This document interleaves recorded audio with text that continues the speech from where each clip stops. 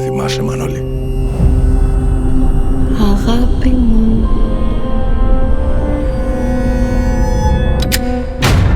Την θυμάσαι εκείνη τη μέρα?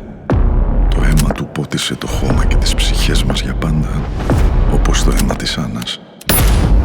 Άννα. Δεν με λένε Άννα. Η Άννα πέθανε, δεν το άκουσες? Αλλά η τελευταία της σκέψη πριν την τρυπήσει σφαίρα ήσουν εσύ. Εσύ, αγάπη μου. Ο Θεός εδώ είναι άλλος Θεός. Μικρός. Μοχθηρός. Άδικος. Το φως του δεν είναι φως ουράνιο. Είναι φως που τρυπώνει μέσα από σκουριασμένα κάγκελα.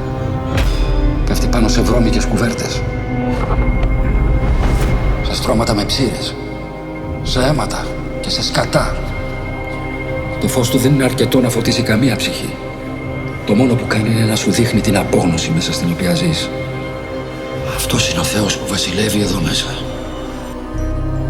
Το παιδί, θες να μάθεις? Αυτή είναι η αδερφή μου, η Άννα. Τώρα είναι στον ουρανό. Συγχώρεσέ με, Μαρία.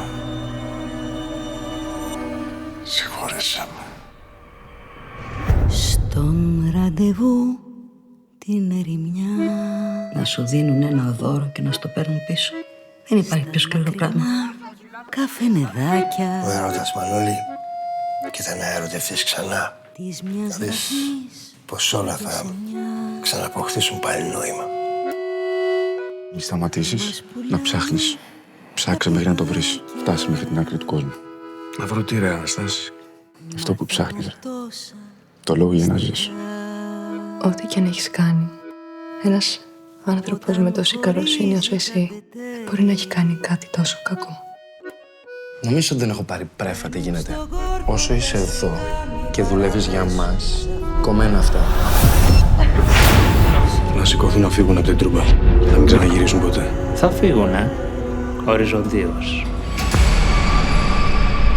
Όσο κι αν προσπαθείς, ό,τι κι αν κάνεις, πάντα θα σκορπάς τη δυστυχία και τη συμφορά.